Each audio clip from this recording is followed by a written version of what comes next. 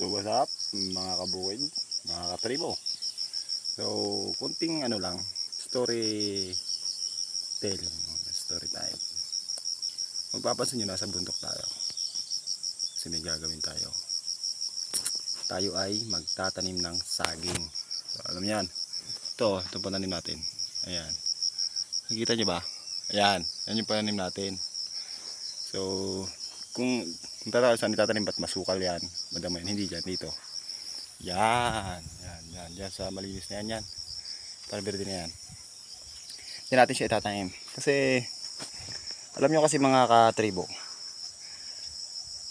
ikukwento ko lang ha. Dati, ito ay, itong lupang to, ay, sa tanda ko lang, sa tanda ko ha.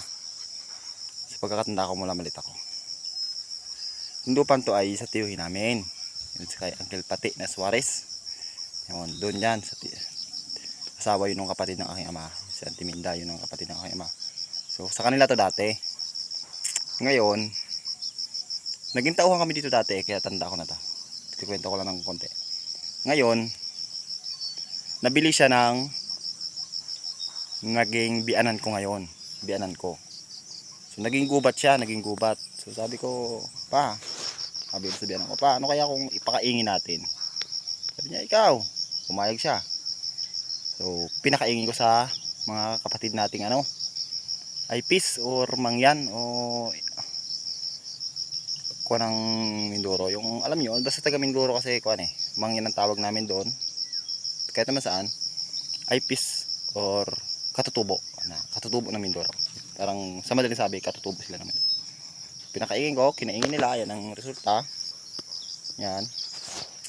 So, ang mangyayari dyan, pag kinaingin nila, tatamnan nila ng kung anong gusto nila tayo, Singapore, palay, mga kung ano-ano na pwedeng pagkakitaan. So, kinaingin, sa madalit sabi. Kaya naman, ngayon, nakaingin na.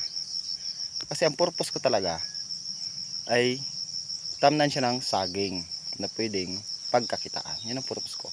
Kasi wala naman akong sariling lupa. Sabihan ko to. So, ang kailangan na lang, isipagan na lang natin, magtatanim tayo. Para pagkakitaan natin yung lupa. Kasi matagal to naging gubat Nung nabili ito ng bian ng kuwari, gubat na to Pero sagingan din siya dati. Kasi tanda ko, kamutihan to namin dati nung kami yung tauhan. Tauhan lang kami dito dati. Umalit pa ako. Diyan ang bahay namin sa may bandarian. So, hindi ko na diyan yung bahay namin. Kaya ngayon, sabi ko, sayang yung lupa kung mananatiling gubat at hindi mo siya pagkakakitaan. Kaya nung nakaingin, ngayon nandito tayo para magtanim. Magtataka kayo mga katribo, medyo maliliit yung suwi natin kasi pinili natin yung maliliit lang kasi para hindi naman maagad makanlungan yung tanim ng ating katutubo, mga kapatid natin na mangyan. Kaya yung maliliit ang tinanim ko, pinili kong itanim. So maghihintay ka nyan, parang mahigit isang taon yata bago mo mapakinaba. Pero ayos lang yun. Ano talaga, bago ka kumita, kailangan mo magpagod. So para din naman yan sa magiging anak ko sa kuwan. Nagtaka ko, sabi kanila na daw to ulit matagal na sa sa tiyuhin ko. So nabili pala nila, sila nakabili. Naging asawa ko yung anak niya. Ito sinabi ko, sinadjust ko na ipakaingin para mapakinabangan natin ulit. So kaya ngayon nandito tayo sa bundok para magtanim. Guys, parang kuan lang yan parang matagal man, pero at least may hinihintay ka na pwede mong pagkitaan sa dating araw. Kasi yan talaga sa bundok, kailangan mong magtanim para may anihin. So yun ang ginawa ko. Pero malapad-lapad siya. Ngayon meron tayong suwi o supling ng saging, kung tawagin yung suwi o supling. May 30 na siguro, pero hindi pa natin nahahakot lahat. So, dito pa yung hindi natin siya kayang tapusin isang araw kasi malapad-lapad to Pero unti-unti, sa paunti-unti, sabi nga nila, sa paunti-unti matatapos din yan. Kaya tsaga-tsaga lang.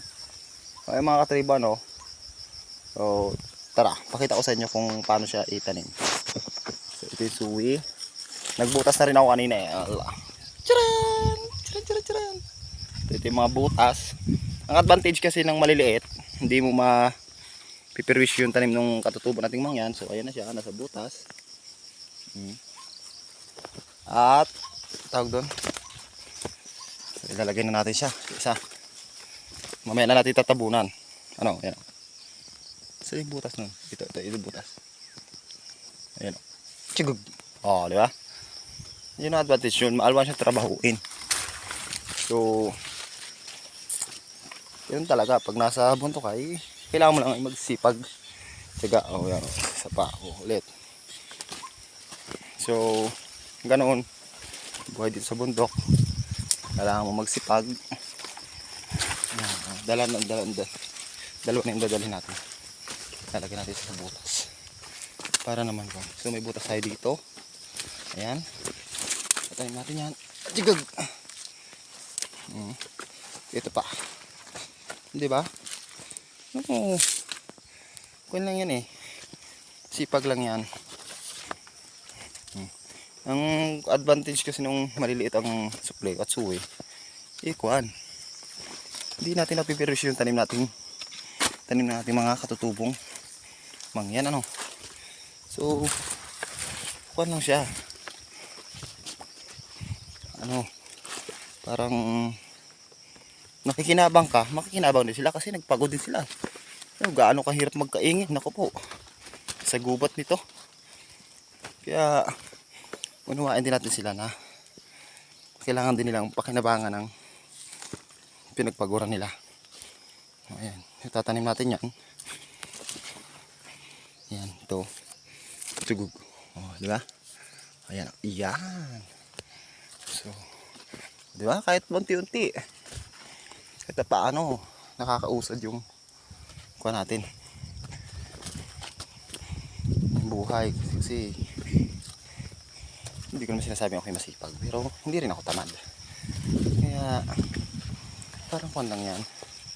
Talaga ang buhay. Pero mahingal siya, no? Kasi matarikin yan Isipin yan, ha? Tarik yan. Palusan yan. Kaya kunting ingat ka dyan. Pag nadulas ka, baka yung maari yung pit mo, butas ng tuod. So, ayan. So, ganyan. Diba? Tsigog. Oh. Nasabi sa inyo nakasimple. Hindi mo naman siya kailangang parasahin Utay-utay lang kasi yun talaga, tsaga-tsaga lang. Ano? Ano yung mga kabukid Ayan. Sarap. Pag bumunga yan, tanggal yung pagod mo. Ay, naku po. Talaga namang nakakatawa pag umaani ka na. Pero ngayon, nagtatanim ka pa lang, medyo nakakahingal. Tara, ito pa, tsigog. Okay.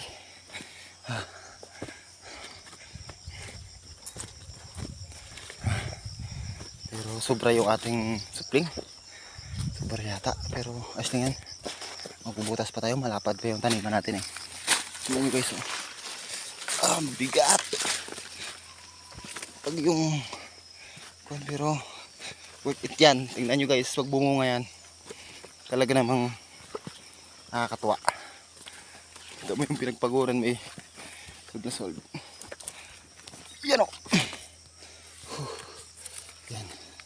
So ito na, ito na isang butas yan. Tsigog. Diba? Wala tayong butas. Ito yung butas natin. Inunan natin kasi yung pagkuha ng supling So magtatabon na lang tayo. Sarap ng buhay sa bundok.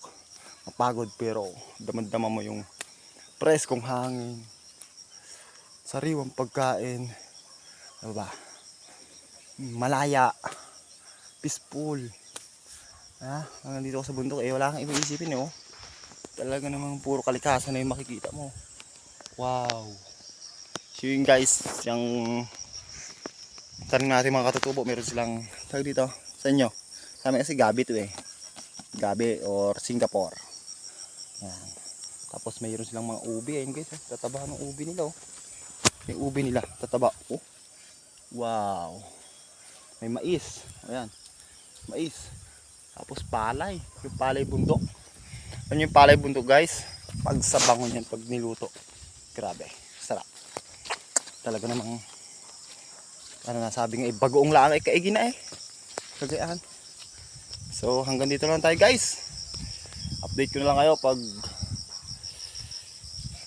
nagtanim tayo ulit. Tapos tatabunan natin yung mga tinanim natin. Ano? Kaya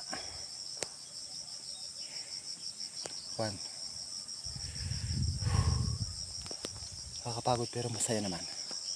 So ano lang kayo ng bala dyan, subscribe and like, share o kaya comment nyo kung ano mas maganda pang diskarte sa pagtatanim ng saba, ano, para konting tips sa inyong katribo, kapatid, kamangyan at kaibigan. Salamat po.